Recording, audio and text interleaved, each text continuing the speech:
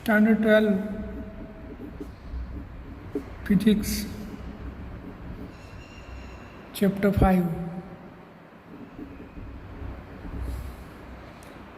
મિત્રો, આપણે ચેપ્ટર શરૂ કરીએ પહેલાં ગુજરાત સરકારે NCERT પ્રમાણે આપણા ધોરણ 12ના સિલેબસમાં કેટલાક મુદ્દાઓ દૂર કરેલા છે. એટલે કે લગભગ 30% જેટલો સિલેબસ ઓછો કરવામાં આવ્યો છે. હવે આ 30% સિલેબસ જે ઓછો કર્યો છે એની PDF મેં તમને વોટ્સઅપ કરેલી છે. એમ છતાં પણ તમને એકવાર હું સમજાવી દઉં કે એમાં કરવાનું શું છે. આપણે તો આ 30% સિલેબસ જે કટ કર્યો છે અમે લોકો તમને સમજાવીશું ખરા, પરંતુ તમારે તૈયાર કરવાનો નથી. ટૉપિક બધા જ ચલાવવામાં આવશે, પરંતુ જે ટૉપિક દૂર કરેલા છે એ ટૉપિકને માત્ર સમજવાનો છે, એને આપણે તૈયાર કરવાનો નથી. એટલે કે પરીક્ષામાં નહીં પૂછાય. તો આપણે જ્યાં ચેપ્ટર સ્ટાર્ટ કરીએ છીએ એમાં કેટલા મુદ્દા દૂર થયેલા છે એની આપણે ચર્ચા કરી લઈએ. તો આ ચેપ્ટરમાં સોલેનોઇડને સમતુલ્ય ગજ્ય ચુંબકવાળી જે થિયરી છે એ કેન્સલ કરેલી છે. નિયમિત ચુંબકીય ક્ષેત્રમાં દ્વિધ્રુવી એક થિયરી એ કેન્સલ કરેલી છે. ઉદાહરણ નંબર 5.1થી 5.5 સુધીના ઉદાહરણો કેન્સલ કરેલા છે. એ ઉપરાંત આગળ થિયરીમાં ચુંબકના ગુણધર્મો પણ કેન્સલ કરેલા છે આ ચેપ્ટરમાં. એટલે કે દ્રવ્યના ચુંબકીય ગુણધર્મોમાં ડાયોમેગ્નેટિક, ફેરોમેગ્નેટિક, પેરામેગ્નેટિક જેવા જે ગુણધર્મો છે એ કેન્સલ કરેલા છે. ઉદાહરણ નંબર 5.11 કેન્સલ કરેલું છે. અને સ્વાધ્યાયમાં આખો સ્વાધ્યાય માત્ર 2 દાખલા છોડીને 5.1 અને 5.2 છોડીને 5.3થી 5.25 સુધીના બધા જ દાખલા કેન્સલ કરેલા છે. એટલે આ ચેપ્ટરમાં સ્વાધ્યાયમાં માત્ર 2 જ દાખલાઓ આપણે ગણવાના થશે. અને થિયરીઓ જે છે કેન્સલ કરેલી એ થિયરીઓ પણ હું તો ચલાવીશ જ, તમારે તૈયાર કરવાની નથી. તો આપણે આ ચેપ્ટરની શરૂઆત કરીએ. આપણા ચેપ્ટરનું નામ છે ચુંબકત્વ અને દ્રવ્ય. આપણે ચેપ્ટર 4ની અંદર વિદ્યુત પ્રવાહની ચુંબકીય અસરો એવું ભણી ગયા છીએ. અહીંયા આપણે દ્રવ્યના ચુંબકીય ગુણધર્મો સમજવાના છે. એટલે કે ચુંબકત્વ અને દ્રવ્ય આપણે ચોથા ચેપ્ટરથી થોડું અલગ જઈને આ ભણીશું. તો આની પ્રસ્તાવના તો તમને બધાને ખબર જ છે. ઘણી બધી વાર તમે ભણી ગયા હશો કે મેગ્નેશિયા ટાપુ પર ભરવાડો જતા હતા તો એમના ચપ્પલની નીચેની લોખંડની ખીલીઓ એને ચોંટી જતી હતી. અને આ પરથી મેગ્નેટની શોધ થઈ, એટલે મેગ્નેશિયા ટાપુના નામ પરથી આનું નામ મેગ્નેટ આપવામાં આવ્યું. આ સિવાય બીજી ઘણી બધી અંતકથાઓ છે જેમાં આપણે જવું પછી આપણે સીધા ચેપ્ટર ઉપર આવી જઈએ. તો આ ચુંબકને લગતી કેટલીક જાણીતી બાબતો પહેલાં આપણે સમજી લઈએ. તો નંબર 1, પૃથ્વી પોતે પોતાનું ચુંબકીય ક્ષેત્ર ધરાવે છે. એટલે કે પૃથ્વીને ચુંબકીય ક્ષેત્ર છે અને લગભગ ભૌગોલિક દક્ષિણથી શરૂ નીકળીને ભૌગોલિક ઉત્તરમાં આવે છે. પૃથ્વીની જોડે પોતાનું ચુંબકીય ક્ષેત્ર છે અને ભૌગોલિક દક્ષિણ ધ્રુવમાંથી નીકળીને ભૌગોલિક ઉત્તર ધ્રુવ તરફનું હોય છે. બીજી જાણીતી બાબત, જો ગજિયા ચુંબકને આપણે મુક્ત પૃથ્વી પર લટકાવીએ, પૃથ્વી પર આપણે કોઈ ગજિયો ચુંબક હોય અને મુક્ત રીતે ભ્રમણ કરી શકે એમ મૂકી દઈએ તો આ ગજિયો ચુંબક ઉત્તર દક્ષિણ સ્થિર થઈ જાય છે. તમે ગમે તે દિશામાં એને મૂકી દો પણ એ છેવટે ઉત્તર દક્ષિણ સ્થિર થઈ જશે. જે છેડો ઉત્તર તરફ સ્થિર થાય એને ચુંબકનો ઉત્તર ધ્રુવ, ને જે છેડો દક્ષિણ તરફ સ્થિર થાય એને ચુંબકનો દક્ષિણ ધ્રુવ કહેવામાં આવે છે. ચુંબકમાં 2 ચુંબકના ઉત્તર ધ્રુવ એકબીજાની નજીક લાવવામાં આવે અથવા 2 દક્ષિણ ધ્રુવ એકબીજાની નજીક લાવવામાં આવે તો એ એકબીજાને અપાકર્ષે છે. એનો અર્થ શું થયો? સજાતીય ધ્રુવો વચ્ચે અપાકર્ષણ અને વિજાતીય ધ્રુવો વચ્ચે આકર્ષણ બળ લાગે છે. એટલે NNS હોય તો આકર્ષણ. આ જાણીતી બાબત છે. એના પછી ચુંબકના 2 ધ્રુવ જે છે, નોર્થ અને સાઉથ પોલ જેને આપણે કહીએ છીએ, આ ચુંબકના 2 ધ્રુવોને ક્યારેય જુદા પાડી શકાતા નથી. એટલે કે ચુંબકીય ધ્રુવનું એકાકી ધ્રુવનું અસ્તિત્વ નથી. તમે સમજો કે આ ચુંબકને વચ્ચેથી કાપી દઈએ તો શું થાય? આ જે કાપેલો ભાગ છે એને પણ 2 ધ્રુવ આવી જાય અને આ બાજુના ભાગને પણ 2 ધ્રુવ આવી જાય. થોડું ચુંબકત્વ ઓછું થાય, પરંતુ ધ્રુવોને ક્યારેય જુદા પાડી શકાતા નથી. હજુ આના 2 ટુકડા કરો તો એ બંને ટુકડાને 2 ધ્રુવ આવી જાય, પરંતુ ધ્રુવને જુદા પાડી શકાતા નથી. જેમ જેમ ટુકડા નાના કરતા જઈએ એમ ચુંબકત્વનું મૂલ્ય ઘટતું જાય, પરંતુ ધ્રુવો જુદા પાડી શકાતા નથી. અને લાસ્ટ કે આવા ચુંબકો આપણે લોખંડ અથવા એની મિશ્ર ધાતુમાંથી બનાવી શકીએ છીએ. તો આટલી કેટલીક ચુંબકને લગતી જાણીતી બાબતો છે. શું બાબતો છે? તો પૃથ્વીને પોતાનું ચુંબકીય ક્ષેત્ર છે, ભૌગોલિક દક્ષિણ ધ્રુવમાંથી નીકળીને ભૌગોલિક ઉત્તર તરફનું હોય છે. ગજિયા ચુંબકને મુક્ત લટકાવવામાં આવે તો એ ઉત્તર દક્ષિણ દિશામાં સ્થિર થાય છે. જે છેડો ઉત્તર દિશામાં સ્થિર થાય એને ઉત્તર ધ્રુવ, અને જે છેડો દક્ષિણ દિશામાં સ્થિર થાય એને દક્ષિણ ધ્રુવ કહેવામાં આવે છે. 2 ચુંબકના સજાતીય ધ્રુવો એકબીજાની નજીક લાવવામાં આવે તો અપાકર્ષણ બળ લાગે છે, અને વિજાતીય ધ્રુવો એકબીજાની નજીક લાવવામાં આવે તો આકર્ષણ બળ લાગે છે. ચુંબકના 2 ધ્રુવોને ક્યારેય જુદા પાડી શકાતા નથી. તમે ટુકડા કરો તો બંને ટુકડાઓને ઉત્તર દક્ષિણ ધ્રુવ હોય. અને લાસ્ટ લોખંડ અથવા એની મિશ્ર ધાતુઓમાંથી કૃત્રિમ રીતે ચુંબક બનાવી શકાય છે. તો આ ચુંબકને લગતી કેટલીક બાબતો છે. આ ઉપરાંત આપણે જોઈએ તો આ ગજિયો ચુંબક આઈન્સ્ટાઈનને પણ ખૂબ જ ચુંબક સાથે રમત રમવાનો શોખ હતો, એટલે કે ચુંબકથી એ પ્રભાવિત હતું, અને ઘણા બધા પ્રયોગો આઈન્સ્ટાઈને પણ કરેલા છે. આ ઉપરાંત આપણે જોઈએ કે કાચના ટુકડા પર અથવા આવા ટુકડાની નીચે ચુંબક મૂકી દઈએ આપણે ગજિયો ચુંબક, અને ઉપર લોખંડનો ભૂકો ભભરાઈએ તો એનો આકાર આપણા ડાયપોલના વિદ્યુત ક્ષેત્ર જેવો એપ્રોક્સિમેટલી દેખાય છે. તો આના પરથી આપણે ચુંબકીય ક્ષેત્ર રેખાઓની લાક્ષણિકતાઓ જોવાની છે. આ પ્રશ્ન તમારે તૈયાર કરવાનો છે.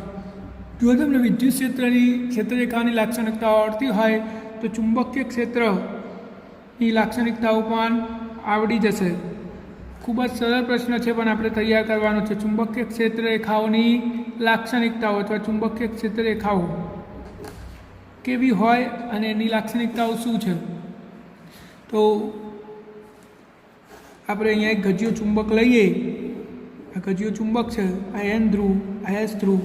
તો ક્ષેત્રરેખાઓ N ધ્રુવમાંથી નીકળીને S ધ્રુવમાં પ્રવેશે છે. પહેલાં સમજી લો, અહીંયાથી નીકળી N ધ્રુવમાંથી, એટલે કે ઉત્તર ધ્રુવમાંથી નીકળીને દક્ષિણ ધ્રુવમાં પ્રવેશે છે. ચુંબકની અંદર દક્ષિણ ઉત્તર તરફ જઈને પાછી ઉત્તર ધ્રુવમાંથી બહાર નીકળે છે. એટલે કે ક્ષેત્રરેખા અહીંયાથી ઉત્પન્ન થઈને દક્ષિણમાં પ્રવેશે, અંદર દક્ષિણથી ઉત્તર તરફ ગતિ કરીને પાછી બહાર આવે. વિદ્યુત ક્ષેત્રરેખા જેવું નહીં. વિદ્યુત ક્ષેત્રરેખામાં શું હતું? ધન ધ્રુવમાંથી ઉત્પન્ન થાય અને ઋણ ધ્રુવમાં ખતમ થઈ જાય. અહીંયા ખતમ થતી નથી, આમ ગોળ ફરે છે, એટલે કે બંધ ગારો રચે છે. તો આપણી આ પહેલી લાક્ષણિકતા થઈ.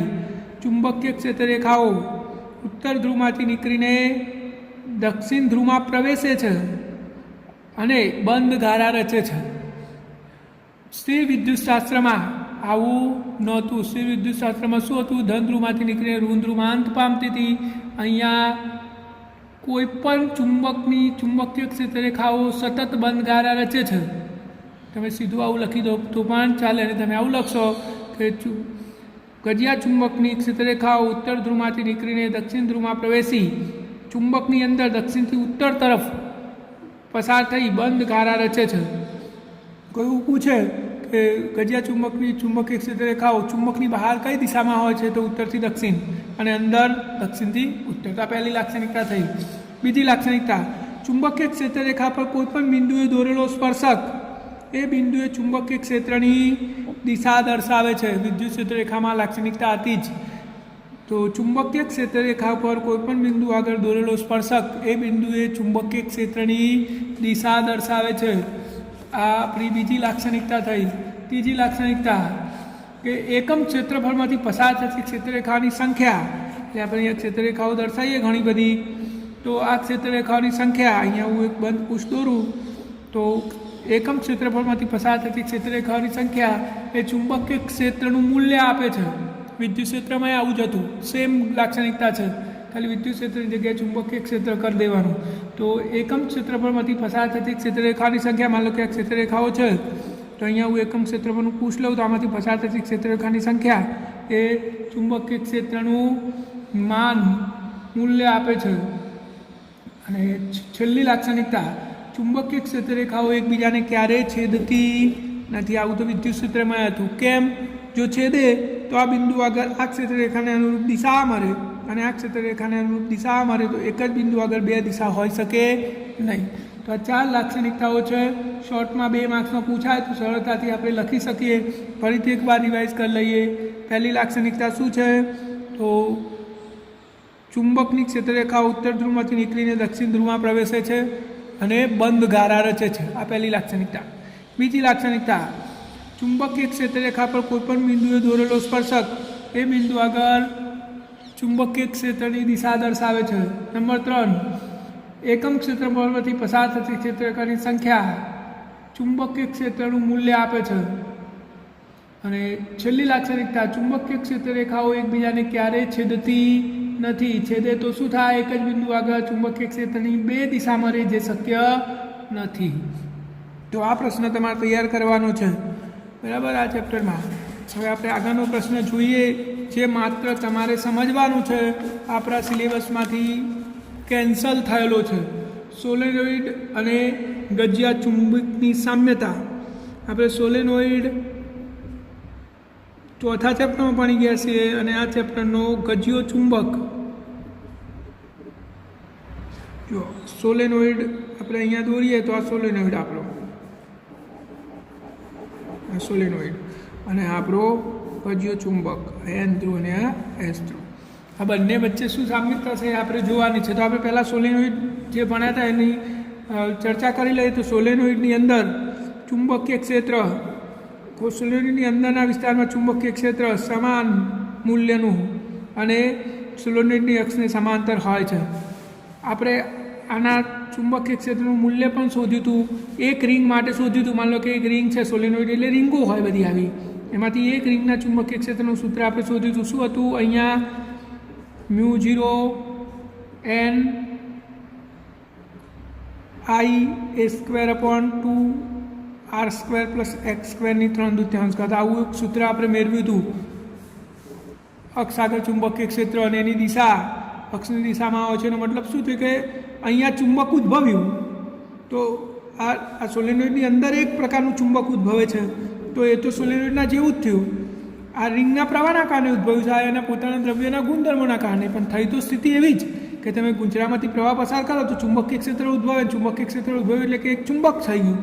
તો ગજિયો ચુંબક અને સોલેનોઇડ બે એકબીજાને સમતુલ્ય છે, એમાં કોઈ ફરક નથી. એટલે કે તમે ચુંબકના 2 ટુકડા કરો કે સોલેનોઇડના 2 ટુકડા કરો, બંનેમાં સેમ સ્થિતિ જોવા મળે છે. તો બંને વચ્ચે આ સામ્યતા છે. ટૂંકમાં સામ્યતા મતલબ બંને એક જ છે. ફરક શું છે?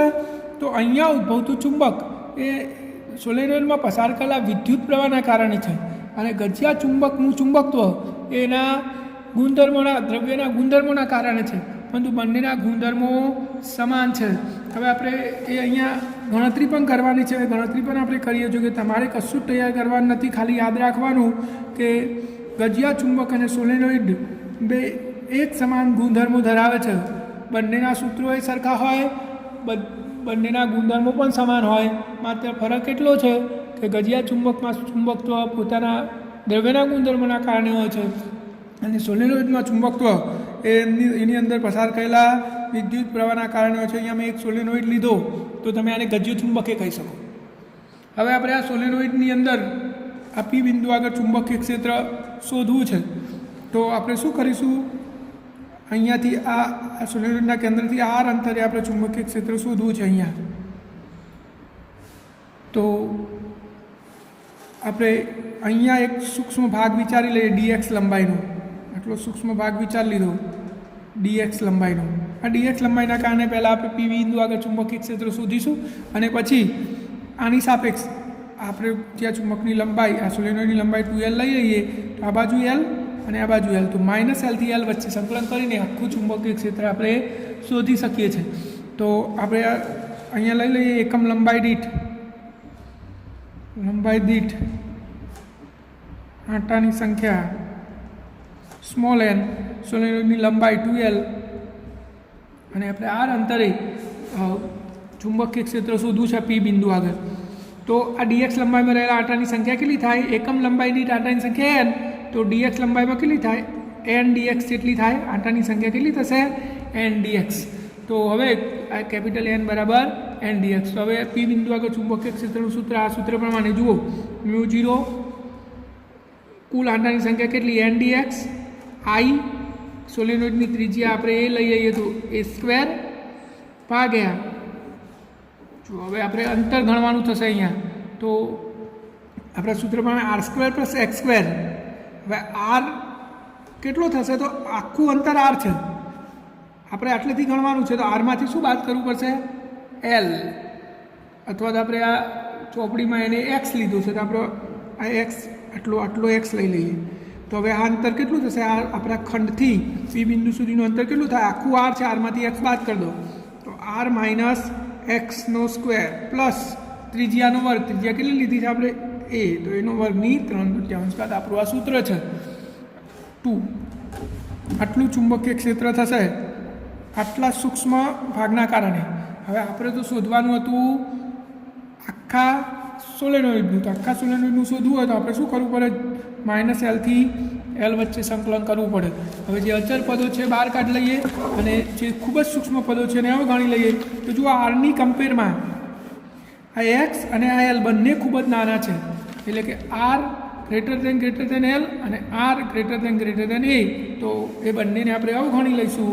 તો તમે જુઓ આ નીચેના પદમાં એક્સ અને એ બંનેને અવગણી લઈએ આપણું પદ આવું છે એ આર માઇનસ એક્સનો વર્ગ પ્લસ એ સ્ક્વેરની 3/4 એમાંથી એ અને એક્સ બંનેને આપણે અવગણી લઈએ તો 2 આરનો વર્ગ અને એની 3/4 તો વધ્યું શું 2 આર ઘન વધશે આખી સ્ક્વેર કેન્સલ થઈ જશે. તો હવે આ પદને હું ફરીથી લખું તો જુઓ અચળ છે મ્યુ 0 એન અચળ આઈ અચળ એ સ્ક્વેર અચળ નીચે આખા પદની જગ્યાએ શું આવ્યું 2 આર ઘન સંકલનમાં વધ્યો એક્સ -L થી L લિમિટ છે આપણી. તો હવે શું થશે mu 0 N I A square ભાગ્યા 2 આર ઘન અહીંયા ડીએક્સનું સંકલન એક્સ લિમિટ -L થી L એટલે 2L થઈ જશે આવ્યું તો mu 0 N I A square અને આનું આખાનું 2L ભાગ્યા 2 આર ઘન આવું થશે. હવે આપણે ચુંબકની ડાયપોલ મોમેન્ટની વાત કરીએ તો ડાયપોલ મોમેન્ટ એમ બરાબર એન આઈ એ સૂત્ર છે આપણું જો એન આંટાની સંખ્યા કેટલી એન ડીએક્સ આંટાની સંખ્યા કેટલી હતી સોરી હવે તો આખા સોલેનોઇડની લેવાની હોય તો કેટલી થાય તો એકમ લંબાઈ દીઠ આંટાની સંખ્યા એન અને કુલ લંબાઈ કેટલી છે 2L તો કુલ આંટાની સંખ્યા થઈ ગઈ આઈ અને એની જગ્યાએ પાઈ એ સ્ક્વેર ક્ષેત્રફળ. તો આટલા બધાની જગ્યાએ આપણે એમ મૂકી શકીએ તો જો આટલું બધું અહીંયા જુદું પાડી દઈએ મ્યુ 0 અલગ આપણે જોઈએ છે બધું અલગ પાડી દઈએ તો પાઈ વડે ઉપર નીચે ગુણવું પડશે પહેલાં તો જો નીચે પાઈ વડે ગુણી દીધું ઉપર એન આવી ગયો આ 2L આવી ગયો હારો એ પછી આઈ આવી ગયો અને પાઈ એ સ્ક્વેર આવી ગયો આ પાઈ નીચે ગુણ્યું ઉપર ગુણ્યું એ સ્ક્વેર એમના એમ નીચે શું વધ્યું 2 આર ઘન તો આટલા આખા બરાબર શું થશે એમ તો મ્યુ 0 પાઈ એમ 2 આર ઘન. હવે ફરીથી ઉપર નીચે બે વડે ગુમી દઈએ તો મ્યુ 0 2 દુ 4 4 પાઈ 2m આર ઘન. આ સોલેનોઇડના ચુંબકીય ક્ષેત્રનું સૂત્ર આવ્યું જે આપણે ગજિયા ચુંબક માટે પણ વાપરી શકીએ છીએ. તો હવે આપણે ગજિયા ચુંબકનું ચુંબકીય ક્ષેત્ર અક્ષ ઉપર શોધવા માટે આ થઈ ને આપણી આ મેં તમને પહેલાં જ કીધું કે આને તમે સોલેનોઇડ કહો કાં તો આ રીતે ગજિયો ચુંબક કહો બે સેમ છે તો આ ગજિયા ચુંબકની અક્ષ થઈ તો અક્ષ ઉપર ચુંબકીય ક્ષેત્રનું સૂત્ર શું આવ્યું મ્યુ 0.4/2 એમાં પણ આર ઘન. આ તમારે ખાસ યાદ રાખવાનું અક્ષ પર ચુંબકીય ક્ષેત્રનું સૂત્ર આવ્યું.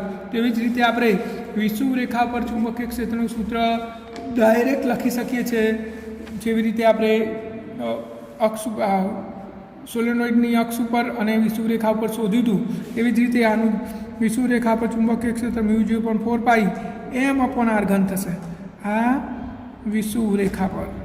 તો આ બે સૂત્રો તમારે ખાસ યાદ રાખવાનો ફરક એટલો જ છે અક્ષ ઉપર 2 આવે ને વિષુવ રેખા પર 2 ના આવે બાકી બીજું બધું સરખું જ છે. તો આ થિયરી તમારે તૈયાર કરવાની નથી પરંતુ મેં તમને સમજાયું કે ગજિયો ચુંબક અને સોલેનોઇડ એકબીજાને સમતુલ્ય છે અને બંનેના સૂત્રો પણ સેમ છે એટલે આપણે ગજિયા ચુંબકને સોલેનોઇડ કહી શકીએ અને સોલેનોઇડને ગજિયો ચુંબક કહી શકીએ છીએ અને એના બે સૂત્રો અક્ષ ઉપર મ્યુ 0.4/2 એમ અપોન આર ઘન અને વિષુવ રેખા પર મ્યુ 0.4 પાઈ એમ અપોન આર ઘન સૂત્ર આવે છે. તો આપણે આ સૂત્રો તો ખાસ તૈયાર કરી દેવાના. એના પછીની જે થિયરી છે નિયમિત ચુંબકીય ક્ષેત્રમાં દ્વિધ્રુવી, આ પણ 5.2.3 આ પણ કેન્સલ કરેલી છે, પરંતુ આપણે સમજવી તો પડે. તો આપણે વિદ્યુત ક્ષેત્રમાં ડાયપોલ ભણી ગયા છે, વિદ્યુત ક્ષેત્રમાં વિદ્યુત ડાયપોલ. હવે ચુંબકીય ક્ષેત્રમાં ચુંબકીય ડાયપોલ ભણવાની છે. તો ચુંબકીય ક્ષેત્ર અહીંયા હોય અને અહીંયા આપણે એક ચુંબકીય ડાયપોલ મૂકી દઈએ, એટલે કે આ એન ધ્રુવ અને એસ ધ્રુવ. તો અને આ મુક્ત રીતે ભ્રમણ કરી શકે એવી હોય, આનું દ્રવ્યમાન માન લો કે એમ છે, અરે જડત્વની ચાકમાત્રા કે ચુંબકીય ચાકમાત્રા એમ છે અને જડત્વની ચાકમાત્રા આઈ છે, આ આપણા મેગ્નેટની, અને એને આપણે આ ચુંબકીય ક્ષેત્રમાં મૂકેલું છે. તો શું થશે? તો સ્વાભાવિક છે, જુઓ આ ચુંબકીય ક્ષેત્ર એનથી એસ, અને આપણે આને ચુંબકને એસથી એન આ બાજુ દર્શાવીએ તો શું થાય? આ એસ અને એન વચ્ચે આકર્ષણ બળ લાગે એટલે આ ચુંબક આ બાજુ તરફ ખેંચાશે અને આ છેડો આ બાજુ તરફ ખેંચાશે. તો બે બળ સમાન મૂલ્યના અને પરસ્પર વિરુદ્ધ દિશાના છે, એટલે આની પર લાગતું પરિણામી બળ શું થઈ જશે? 0. પરંતુ બે બળ સમાન મૂલ્યના વિરુદ્ધ દિશાના અને એક રેખાસ્થ ન હોવાથી આની પર ટોર્ક લાગે છે, અને ટોર્કના કારણે આ ચુંબક એટલે કે આ ચુંબકીય ડાયપોલ આમ ગોળ ફરશે, અને જ્યારે વિદ્યુત ક્ષેત્રને સમાંતર થઈ જાય એટલે એ સ્થિર થઈ જાય છે. આ એની સંતુલિત સ્થિતિ કહેવાય. આવું સેમ આપણે વિદ્યુત ક્ષેત્રમાં ભણ્યા હતા. વિદ્યુત ડાયપોલ પણ ટોર્ક અનુભવતી હતી અને આમ ફરતી હતી. કેટલું ટોર્ક હતું વિદ્યુત ટોર્ક? પી સાઇન થીટા જેટલું. તો અહીંયા કેટલું ટોર્ક લાગશે? તો પીની જગ્યાએ ડાયપોલ મોમેન્ટ એમ હોય, એની જગ્યાએ બી સાઇન થીટા જેટલું ટોર્ક લાગે છે. ચુંબકીય ડાયપોલ પર કેટલું ટોર્ક લાગશે? એમ બી સાઇન થીટા. આ સૂત્ર પણ યાદ રાખવાનું. ચુંબકીય ક્ષેત્રમાં ચુંબકીય ડાયપોલ પર એમ બી સાઇન થીટા જેટલું ટોર્ક લાગે છે, જ્યાં થીટા એ એમ અને બી વચ્ચેનો ખૂણો છે. એમ એ ડાયપોલ મોમેન્ટ અને બી એ ચુંબકીય ક્ષેત્ર છે. તો કેટલું ટોર્ક લાગશે? એમ બી સાઇન થીટા જેટલું. અને આ એમ બી સાઇન થીટા ટોર્કના કારણે ચુંબકીય ડાયપોલ ચુંબકીય ક્ષેત્રની દિશામાં તો ટોર્ક અનુભવે છે, એટલે કે પરિભ્રમણ કરે છે, અને જ્યારે ચુંબકીય ક્ષેત્ર સમાંતર થઈ જાય ત્યારે સ્થિર થઈ જાય છે. હવે આ સ્થિર સ્થિતિમાંથી જો આને તમે સૂક્ષ્મ સ્થાનાંતર કરાવો તો એમાં પુનઃસ્થાપક ટોર્ક ઉદ્ભવે છે, અને પુનઃસ્થાપક ટોર્ક તો બરાબર શું થાય? માઇનસ એમ બી સાઇન થીટા થાય. હવે ટોર્ક તો બરાબર તો શું થાય? I alpha is equal to minus M B sine theta. જો થીટા ખૂબ જ નાનો હોય, થીટા ચેન્જ ટુ 0 હોય, તો આપણે સાઇન થીટાની જગ્યાએ થીટા લખી શકીએ. તો is equal to I alpha minus M B, અને સાઇન થીટાની જગ્યાએ મેં થીટા લખી દીધું. હવે આલ્ફા બરાબર તો આપણે સૂત્ર ભણી ગયા છે માઇનસ ઓમેગા સ્ક્વેર થીટા થાય. આ બીજા સેમમાં ચાક ગતિમાં સૂત્ર આવી ગયું છે, તો આપણે કિંમત મૂકી દઈએ તો I minus omega square theta is equal to minus M B theta. Theta theta cancel, minus minus cancel, તો ઓમેગા સ્ક્વેર બરાબર શું થશે? M B upon I. તો ઓમેગા બરાબર શું થાય? વર્ગમૂળમાં એમ બી અપોન આઈ, અને ઓમેગાની જગ્યાએ તમે 2 અપોન ટી મૂકી દો તો વર્ગમૂળમાં એમ બી અપોન આઈ. તો ટી બરાબર 2 વર્ગમૂળમાં આઈ અપોન એમ બી. તો આ ચુંબકીય ક્ષેત્રમાં દોલન કરતા ચુંબકીય ડાયપોલ પર ચુંબકીય ક્ષેત્રના કારણે દોલન થતા હોય તો આ દોલનનું આવર્તકાળ દર્શાવતું સૂત્ર છે. યાદ રાખજો, આવર્તકાળનું સૂત્ર ટી બરાબર 2 વર્ગમૂળમાં આઈ અપોન એમ બી. આ સૂત્રો હું જે કહું છું એ ચોપડામાં લખતા રહેજો. હવે તમે અહીંયા ચુંબકીય ક્ષેત્રનું જો સૂત્ર કરતા બનાવો તો શું થશે? બી બરાબર આઈ ઓમેગા સ્ક્વેર ભાગ્યા એમ, અને ઓમેગાની જગ્યાએ તમે 2 અપોન ટી મૂકી દો તો 4 square upon T square M, એટલે કે બી બરાબર 4 square I upon M T square. આ એ સૂત્ર તમે યાદ રાખજો. આ યાદ રાખશો તો આના પરથી આવી જશે. બે બાજુ વર્ગ કરીને બીને સૂત્ર કરતાં બનાવી દેવાનો તો એ ચાલે, અને બંને યાદ રાખો તો પણ ચાલશે. તો આ સૂત્ર તમારે ખાસ તૈયાર કરી દેવાના. મેં જે તમને સૂત્રો કીધા એ તો આ સેમ વિદ્યુત ક્ષેત્રમાં ડાયપોલની જે વર્ણતું કરતી એના જેવું સેમ જ છે, કોઈ ફરક નથી. આ થિયરી પણ તમારે તૈયાર નથી કરવાની કારણ કે આપણા સિલેબસમાંથી નીકળી ગઈ છે. હવે એવી જ રીતે વિદ્યુત ક્ષેત્રની સ્થિતિ ઉર્જા શું હતી? યુ બરાબર માઇનસ પી કોસ થીટા હતું. એવી રીતે આપણે ચુંબકીય ક્ષેત્રની સ્થિતિ ઉર્જા શોધવી છે. ચુંબકીય ક્ષેત્રની સ્થિતિ ઉર્જા બરાબર સંકલનમાં ટો ડી થીટા આપણું સૂત્ર છે સ્થિતિ ઉર્જાનું, આપણી રેખીય સ્થિતિ ઉર્જા આવી થાય યુ બરાબર સંકલનમાં એફ ડીએક્સ, એફની જગ્યાએ ટો અને ડીએક્સની જગ્યાએ ડી થીટા. તો આપણે અહીંયા સ્થિતિ ઉર્જા શોધવી હોય તો ટોર્કનું સૂત્ર શું? એમ બી સાઇન થીટા ડી થીટા. તો એમ બી અચળ સંકલનમાં sine theta D theta. Sine થીટાનું સંકલન શું થાય? Minus cos theta D theta cos theta. તો થયું શું? માઇનસ એમ બી કોસ થીટા. તમે આને આવી રીતે પણ લખી શકો માઇનસ એમ ડોટ બી. તો આ ચુંબકીય સ્થિતિ ઉર્જાનું સૂત્ર થયું. આ ચુંબકીય સ્થિતિ ઉર્જા જ્યારે ડાયપોલ ચુંબકીય ક્ષેત્રને સમાંતર માનો કે ચુંબકીય ક્ષેત્ર છે અને ડાયપોલ આમ હોય એસ અને એન આ રીતે, એટલે કે ચુંબકીય ક્ષેત્રને સમાંતર ડાયપોલ હોય તો થીટા 0 થઈ જાય અને થીટા 0 થાય તો શું થાય? યુ બરાબર minus M B cos 0. Cos 0ની કિંમત 1 તો યુ બરાબર શું થયું? માઇનસ એમ બી. એટલે કે સ્થિતિ ઉર્જા લઘુત્તમ હોય છે એટલે ડાયપોલ સ્થિર સ્થિતિમાં હોય. જો ડાયપોલ ઉલટી હોત તો થીટા પાઈ થાત અને થીટા પાઈ થાત તો કોસ પાઈની કિંમત -1 થાય, માઇનસ માઇનસ પ્લસ થઈ જાય, સ્થિતિ ઉર્જા મહત્તમ થઈ જાય. અને જ્યારે ડાયપોલ વિદ્યુત ક્ષેત્રને લંબ હોય ત્યારે થીટા પાઈ બાય 2 થાય એટલે સ્થિતિ ઉર્જા શું થઈ જાય? 0 થઈ જાય છે. તો વિદ્યુત ક્ષેત્ર જેવું સેમ બધું જ સેમ છે. તો આ થિયરી પણ કેન્સલ છે, ખાલી તમારે સમજવાનું હતું, મેં તમને સમજાવી દીધું છે.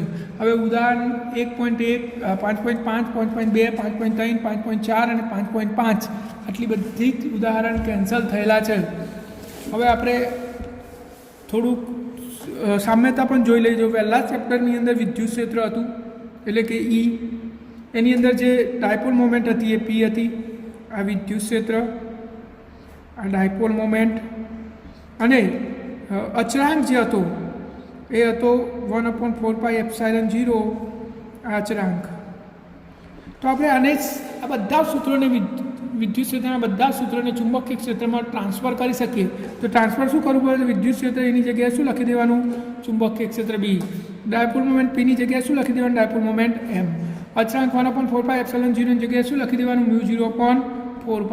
તો બધા સૂત્રો, જેટલા બી સૂત્રો છે બધા સૂત્રો શું થઈ જશે? ચુંબકીય ક્ષેત્રના સૂત્રો. વિદ્યુત ક્ષેત્રના જે સૂત્રો છે બધા જ ચુંબકીય ક્ષેત્રના સૂત્રો થઈ જાય. આપણે હાલ જ જોયું અને ફરીથી જોઈ લઈએ. માની લો કે વિદ્યુત ક્ષેત્રમાં ટોર્ક શું હતું? ટોર્ક પી સાઇન થીટા હતું. અને એમાં ચુંબકીય ક્ષેત્રમાં ફેરવવું હોય તો ટોર્ક ટો બરાબર શું? પીની જગ્યાએ એમ, ઈની જગ્યાએ બી સાઇન થીટા. આવી રીતે આપણે સ્થિતિ ઉર્જા જોઈ તો માઇનસ પી કોસ થીટા હતી. તો અહીંયા શું થશે? પીની જગ્યાએ એમ, ઈની જગ્યાએ બી minus M B cos theta. આવા બધા જ સૂત્રો તમે આટલા અચળાંક બદલીને બદલી શકો છો અને બધા સૂત્રો આપણે લાગુ પાડી શકીએ છીએ. તો તમને વિદ્યુત ક્ષેત્રના સૂત્રો આવડતા હશે તો ખાલી અચળાંક બદલીને તમે સીધા એને ચુંબકીય ક્ષેત્રમાં કન્વર્ટ કરી શકો છો. તો આ તમને ખબર પડી ગઈ છે. ઉદાહરણ નંબર 4.4 અને 4.5 કેન્સલ કરેલું છે એટલે આપણે ઉદાહરણ તો ગણવાના થતા જ નથી. આપણે માત્ર થિયરીઓ જે કેન્સલ થયેલી છે સમજવાની, બાકી એને તૈયાર કરવાની નથી. હવે ચુંબકત્વ માટે ગાઉસનો નિયમ, આપણે વિદ્યુત ક્ષેત્ર માટે ગાઉસનો નિયમ ભણી ગયા છે. Integral of E dot DL is equal two mu sigma Q upon epsilon 0. આ આપણે ભણી ગયા છે. આ વિદ્યુત ક્ષેત્ર માટે ગાઉસનો નિયમ છે. હવે ચુંબકીય ક્ષેત્ર માટે ગાઉસનો નિયમ જોવાનો છે. તો જો ચુંબકની અંદર શું થાય? અયન ધ્રુવ અને અયસ્ક ધ્રુવ. તો ક્ષેત્રરેખા અહીંયાથી નીકળીને આમ જાય, બંધ ગારા રચે. ચુંબકીય ક્ષેત્રમાં ક્ષેત્રરેખાઓ બંધ ગારા રચે છે. વિદ્યુત ક્ષેત્ર જેવું નહીં કે ધનમાંથી ઉત્પન્ન થાય ઋણમાં ખતમ થઈ જાય. એટલે તમે અહીંયા બંધ ગારો લો તો આ બંધ ગારામાંથી પસાર થતી ક્ષેત્રરેખાઓની સંખ્યા જેટલી પસાર થાય એટલી બહાર નીકળે નહીં. જ્યારે અહીંયા શું થશે? ગજિયા ચુંબકમાં જેટલી ક્ષેત્રરેખાઓ પ્રવેશે છે એટલી ને એટલી જ ક્ષેત્રરેખાઓ બહાર આવે છે. એટલે કે આ બંધ પૃષ્ઠ વડે ઘેરાયેલું કુલ ફ્લક્સ હંમેશા શૂન્ય જ હોય છે. ગજિયા ચુંબકમાં કોઈપણ જગ્યાએ, એટલે કે ચુંબકીય ક્ષેત્રમાં કોઈપણ જગ્યાએ દોરેલું બંધ પૃષ્ઠમાંથી પસાર થતું ચોખ્ખું ફ્લક્સ હંમેશા શૂન્ય હોય છે. યાદ જ રાખવાનું, કારણ કે ક્ષેત્રરેખાઓ બંધ ગારા રચે છે તો કોઈપણ બંધ પૃષ્ઠમાં જેટલી ક્ષેત્રરેખાઓ પ્રવેશશે એટલી ને એટલી જ બહાર નીકળશે. એટલે કે કોઈપણ બંધ પૃષ્ઠમાંથી પસાર થયેલું ફ્લક્સ હંમેશા શૂન્ય જ હોય છે. તમે ગજિયા ચુંબકનો કિસ્સો લો તો અયન ધ્રુવ ને અયસ્ક ધ્રુવ, અહીંયા કોઈ બંધ પૃષ્ઠ લઉં તો શું થશે? એકલો અયસ્ક ધ્રુવ તો ક્યારે હોય જ નહીં. અહીંયા અયન ધ્રુવ આવી જશે એટલે જેટલી ક્ષેત્રરેખાઓ અહીંયાથી નીકળશે એટલી અહીંયા પ્રવેશશે. પરિણામ આના અંગાત સંકળાયેલું ફ્લક્સ કેટલું થઈ જશે 0. તો તમારે યાદ રાખવાનું ચુંબકીય ક્ષેત્રમાં કોઈ પણ બંધ પૃષ્ઠ વડે ઘેરાયેલું ચોખ્ખું ફ્લક્સ હંમેશા 0 જ હોય. વિદ્યુત ક્ષેત્રમાં એવું હોતું નથી. હવે આપણે અહીંયા ચુંબકીય ક્ષેત્ર લઈએ, માન લો કે આ ચુંબકીય ક્ષેત્ર છે અને અહીંયા હું એક ક્ષેત્રફળ લઉં S અને એમાં સૂક્ષ્મ ક્ષેત્રફળ ડેલ્ટા S લઉં જે આ દિશામાં છે અને ચુંબકીય ક્ષેત્ર આ દિશામાં છે, આ ખૂણો થીટા. તો આની સાથે સંકળાયેલું ફ્લક્સ આપણે આ રીતે વ્યાખ્યાયિત કરી શકીએ, delta phi is equal to B dot delta S. હવે આપણે આખું શોધવું હોય તો આપણે આવું કરી શકીએ, sigma I is equal to 1 to n અથવા ઓલ કરી દો, all delta B dot delta S, અને હંમેશા કેટલું હોય 0 હોય છે. એટલે કે સંકલનમાં B dot D A is equal to 0 હંમેશા આટલું હોય છે. તો હવે જોઈએ આપણે ઉદાહરણ નંબર 5.6. આકૃતિમાં દર્શાવેલ ચુંબકીય ક્ષેત્રરેખાઓની અમુક આકૃતિઓ ખોટી છે, તેમાં શું ખોટું છે તે દર્શાવો ને આમાંથી કેટલીક સાચી સ્થિત વિદ્યુત ક્ષેત્રરેખાઓ પણ દર્શાવે છે, તે કઈ રીતે દર્શાવે છે તે દર્શાવો. તો આપણને આકૃતિઓ આપેલી છે, એમાંથી ખોટી કઈ સાચી કઈ આપણે શોધવાનું છે. જુઓ આકૃતિ અહીંયા છે, તો પહેલી આકૃતિ છે હારી, તો આ શું વિદ્યુત ચુંબકીય ક્ષેત્રરેખાઓ દર્શાવે છે? તો ના. કેમ? તો ચુંબકીય ક્ષેત્રરેખાઓનું ઉદ્ગમ ક્યારેય બિંદુવત હોઈ શકે નહીં. બિંદુવત કોઈ વસ્તુમાંથી ક્ષેત્રરેખાઓ બહાર આવતી હોય એવું ચુંબકીય ક્ષેત્રમાં ક્યારેય હોઈ શકે નહીં. એટલે પહેલી આકૃતિ ચુંબકીય ક્ષેત્રરેખાઓ માટે ખોટી છે, પરંતુ વિદ્યુત ક્ષેત્રરેખા માટે સાચી કહી શકીએ. આ કોઈ અતિ લાંબા તારનું ચુંબકીય વિદ્યુત ક્ષેત્ર દર્શાવે છે એવું આપણે કહી શકીએ. તો પહેલી ચુંબકીય ક્ષેત્ર માટે ખોટી. બીજી આ ખોટી છે. કેમ? તો ક્ષેત્રરેખાઓ એકબીજાને છેદે છે. ચુંબકીય ક્ષેત્ર કે વિદ્યુત ક્ષેત્ર બંનેમાંથી એકમાં પણ ક્ષેત્રરેખાઓ એકબીજાને છેદતી નથી. એવી જ રીતે ત્રીજી આકૃતિ જુઓ, તો આમ ગોળ ગોળ ગોળ ગોળ ફરે છે, તો આ સાચી છે. કોના માટેનું ચુંબકીય ક્ષેત્ર છે? ટોરોઇડ માટેનું. તો આ ટોરોઇડનું ચુંબકીય ક્ષેત્ર દર્શાવે છે, એ સાચું. ડી, આ ખોટું છે. તમને લાગતું હશે સોલેનોઇડનું ચુંબકીય ક્ષેત્ર દર્શાવે છે, પણ સોલેનોઇડનું ચુંબકીય ક્ષેત્ર છેડાઓ પાછળ આમ વરેલું હોય છે. એમ્પિયરના નિયમ પ્રમાણે આમ વરેલું હોવું જોઈએ તો સાચું, પણ આ તો સીધે સીધી બતાવી છે, એટલે આ પણ ખોટું છે. એવી રીતે ઈ, તો આ સાચું છે. આ તમે આને સોલેનોઇડનું અથવા કજિયા ચુંબકનું ચુંબકીય ક્ષેત્ર કહી શકો. જુઓ બંધગારા રચે છે, અહીંયાથી નીકળીને અહીંયા બંધગારા રચે છે, તો આ સાચું છે. એવી જ રીતે એફ, આ ખોટું છે. કેમ? તો આ બંધગારા રચતું નથી. જો અહીંયાથી ક્ષેત્રરેખાઓ આમે બહાર નીકળે છે ને આમે બહાર નીકળે છે, તો આ ચુંબકીય ક્ષેત્રની ક્ષેત્રરેખાઓ દર્શાવતું નથી. એવી જ રીતે આ લાસ્ટ, તો આ પણ ખોટું છે. કારણ કે જુઓ ક્ષેત્રરેખાઓ સીધે સીધી છે, સીધે સીધી ના વળાંક હોવું જોઈએ, વરેલી હોવી જોઈએ, ને તો એમ્પિયરના નિયમનું ઉલ્લંઘન થઈ ગયું કહેવાય. તો આ પણ ખોટી છે. આ પણ ખોટી, આ પણ ખોટી. આ સાચી, આ સાચી, બાકીની બધી ખોટી છે.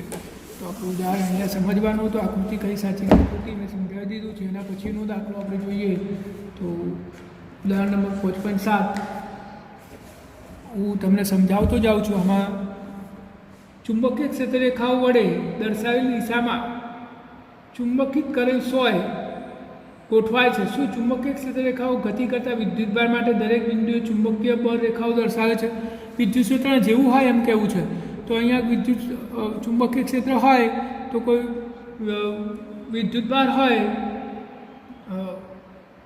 ચુંબકિત કરેલી સોય હોય, તો એ આમ ગતિ કરશે ચુંબકીય ક્ષેત્ર રેખાઓમાં? ના. ચુંબકીય બળ તો હંમેશા ચુંબકીય ક્ષેત્રની લંબ રૂપે લાગે છે, એટલે પહેલી વાત ખોટી છે. બીજું, ટોરોઇડના ગર્ભભાગમાં ચુંબકીય ક્ષેત્રરેખાઓ સંપૂર્ણતઃ સમાયેલી હોય છે, પરંતુ સીધા સોલેનોઇડમાં નહીં. શા માટે?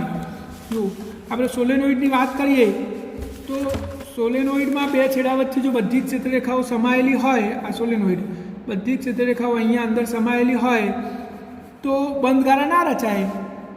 એ આમ ફરીને આમ જાય તો જ રચાય ને. એટલે કે કહેવાનો અર્થ એ હતો કે સોલેનોઇડમાં એ શું કહે છે કે ટોરોઇડના ગર્ભભાગમાં બધી ક્ષેત્રરેખાઓ સમાયેલી હોય છે, પણ ટોરોઇડમાં સમાયેલી નહીં હોતી, તો ના જ સમાયેલી હોય. સમાયેલી લઈએ તો એમ્પિયરના નિયમનું ઉલ્લંઘન થઈ જાય, આમ બહાર આવી જ જોઈએ તો જ બંધગારા રચાય. જ્યારે ટોરોઇડમાં તો એવું હોતું જ નહીં, કારણ કે છેડાઓ જ નહીં, એટલે બધી શાખાઓ સમાયેલી છે એવું કહી શકીએ, પણ આમાં સમાયેલી છે એવું કહી શકાય નહીં. સી જો ચુંબકીય એક ધ્રુવીઓ અસ્તિત્વ ધરાવતી હોય તો ચુંબક માટે ગાઉસના નિયમમાં શું ફરક પડે? જો કે ધરાવતી નહીં આપણે પહેલાં જ માની ગયા એન અને એસને ક્યારેય જુદા કરી શકાય નહીં, પરંતુ જુદા કરી શકાત તો શું થાત? તો જુદા કરી શકાત તો ગાઉસનો નિયમ પછી આવો થઈ જાત ઇઝ ઇક્વલ ટુ μ0 QM. જે 0 છે આપણા હાલ નિયમ પ્રમાણે શું છે B ડોટ ડેલ્ટા એસ બરાબર 0 છે. આ નિયમ સાચો છે, પરંતુ એવું કહે છે કે માન લો કે એક ધ્રુવ અસ્તિત્વ ધરાવતો હોત તો પછી આવું થઈ જાય μ0 QM. પહેલાંમાં શું હતું μ0 સિગ્મા આઈ ચોથા ચેપ્ટરમાં, અહીંયા સિગ્મા આઈની જગ્યાએ QM થાય જે ચુંબકીય ધ્રુવમાન છે, તો આટલો ફરક પડી જાય. શું ગજિયા ચુંબકનું ચુંબકીય ક્ષેત્ર તેના પોતાના પર ટોર્ક લગાડે? આ ગજિયા ચુંબક છે અને એનું પોતાનું ચુંબકીય ક્ષેત્ર પોતાની ઉપર ટોર્ક લગાડી શકે ખરું? તો ના લગાડી શકે. પોતે પોતાના ઉપર ક્યારેય ટોર્ક લગાડી શકે નહીં. અને વિદ્યુત પ્રવાહ આધારિત તારનો એક ખંડ તે જ તારના બીજા પ્રવાહ આધારિત ખંડ પર બળ લગાડી શકે? હા, તો લગાડી શકે, એવું શક્ય છે. એક તારનો એક ભાગ તારના બીજા ભાગ પર બળ લગાડી શકે, એવું શક્ય છે. ગતિમાન વિદ્યુતભારના કારણે ચુંબકીય ક્ષેત્ર ઉદ્ભવે છે. કોઈ તંત્રનો ચોખ્ખો વિદ્યુતભાર શૂન્ય હોય તો તેને ચુંબકીય ડાયપોલ મોમેન્ટ હોઈ શકે? ગતિમાન વિદ્યુતભાર હોય, વિદ્યુતભાર ગતિમાં હોય તો વિદ્યુત પ્રવાહ ઉદ્ભવે તો ચુંબકીય ક્ષેત્ર ઉદ્ભવે. આવું આપણે ચોથા ચેપ્ટરમાં ભણી ગયા છે. પણ આપણને એવું કહે છે કે જો ચોખ્ખો વિદ્યુતભાર શૂન્ય હોય તો ચુંબકીય ક્ષેત્ર હોય ખરા? તો હોય. વિદ્યુતભારના કારણે વિદ્યુત પ્રવાહ ઉદ્ભવે, વિદ્યુત પ્રવાહના કારણે ચુંબકીય ક્ષેત્ર ઉદ્ભવે એક કિસ્સો છે. આ એક કિસ્સો થયો. પણ બીજો કિસ્સો એવો છે કે દ્રવ્યના ગુણધર્મોના કારણે પણ ચુંબકીય ક્ષેત્ર ધરાવે છે. આપણે પેરામેગ્નેટિક પદાર્થમાં જોઈશું તો ચુંબકીય હોઈ શકે, ચોખ્ખો વિદ્યુતભાર 0 હોય તો પણ. તો આપણું આ ઉદાહરણ પણ અહીંયા પૂરું થાય છે અને આપણે બાકીનું કાલે જોઈશું.